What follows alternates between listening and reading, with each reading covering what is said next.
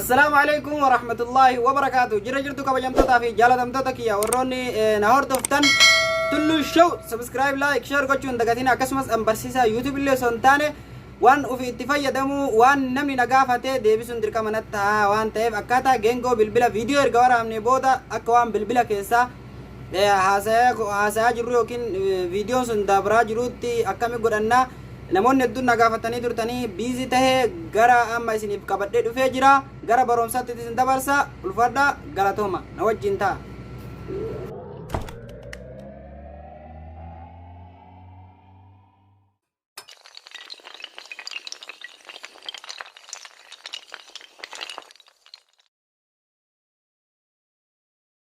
السلام عليكم ورحمة الله وبركاته. gara barumsa jennetti darbuudhaaf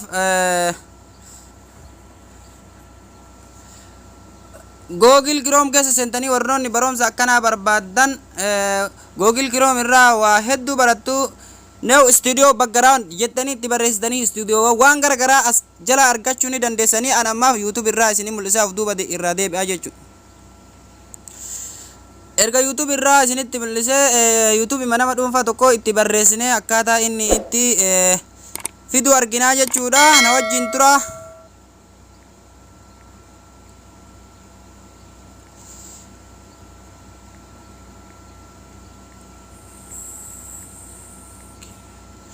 Erga akkana jettanii itti barreessitanii isinii mul'ata jedhee yaada akkana jettanii erga itti barreessitanii search itti gootu.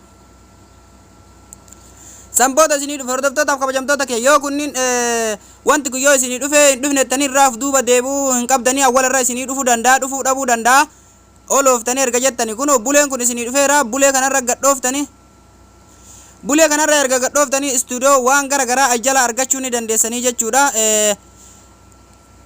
Kuno waan garagaraa ajjala argachuu dandeessan garuu ammaaf kan hin deemnu ka bilbilaa kana isinitti mul'isuuf waan ta'eef abbichuma YouTube kana jala gasseenna jechu. Abbicha YouTube jala erga gasseenne hordoftootaa fi kabajamtoota kiyya akkanatti isiniif dhufa ni argitanii akkanatti isiniif dhufa jechu bilbila geengoo bilbila itti tolfachuudhaaf. Why are you wasting your time on YouTube beeksisa when you could be building your own online business? waan garagaraa argachuu ni dandeessanii fakkeenyaaf amma kanuma gabbuufne viidiyoo tokko keessa galchinee isinii mul'isaa jechuudha. Na wajjin tura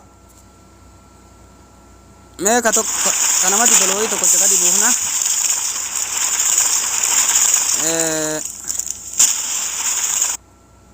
fakkeenyaaf mee kana yoo gabbuufne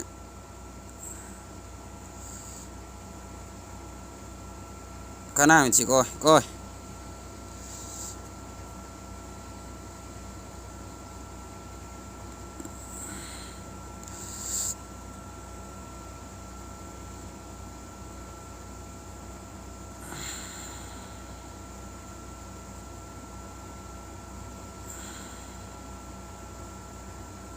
waan garagaraa studio garagaraa argachuu dandeessanii fakkeenyaaf kanuma gabbuufna obsanna eega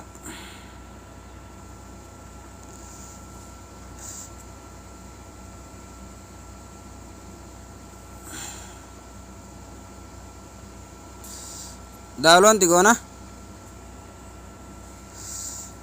eegaadha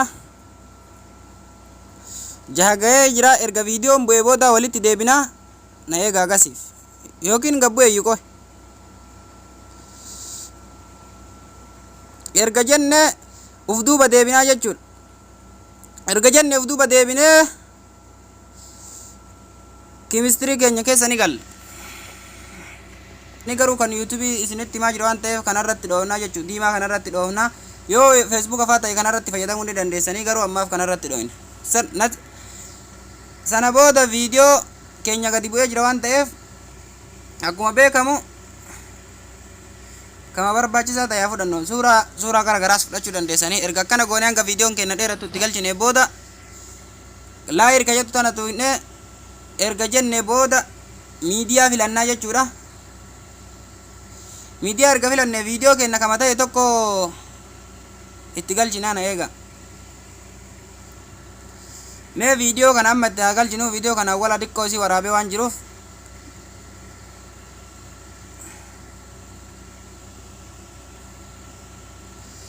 obsaan na eegaadha.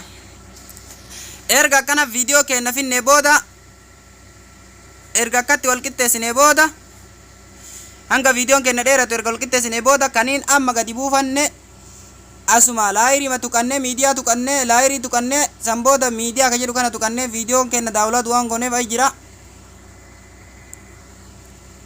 asii fudhanna sarchichi goona dhufee jira jechuudha akkuma argitani argaa jirtan jedhee abdii qaba. Sana booda olooftan bakka kana irratti ni dhooytu. Kana irratti erga dhooytanii booda akkuma beekamu kun namni kimistirii beeku ni beeka jedhee abdii qaba akkana dhooftani. San booda badee jira jechuudha geengoon buleen kun erga badee booda itti gootanii erga badee booda viidiyoo keessan ni bal'iftanii hanga bakka barbaaddanitti.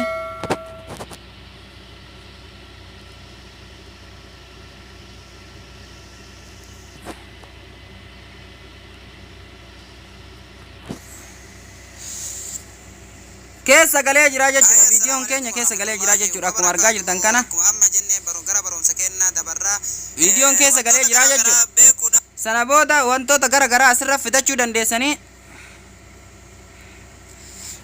akkuma inni ga'utti kana yoo barbaaddan bal'ifachuu ni dandeessanii.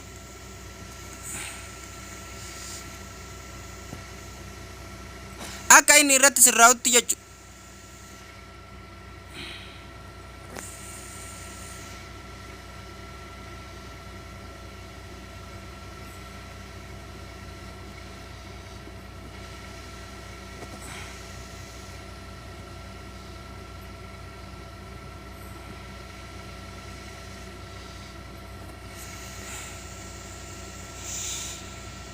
Akka inni waliin caalle erga gootanii booda assalamu alaikum warahmatullahi wabarakatuh itti galee jira jechuudha viidiyoon keenya. San booda geengoo isaa kanniin wal qixxeessitanii haala inni irratti galutti wal qixxeessitanii san booda sarchi gootanii gabbuufachuu dandeessanii jechuudha. Barumsi keenya har'aa bareeda ta'e natti fakkaata. Kanaafuyyuu hanga dhumaatti waan hojii taataniif ulfaadha galatoomaan isiniin jedha.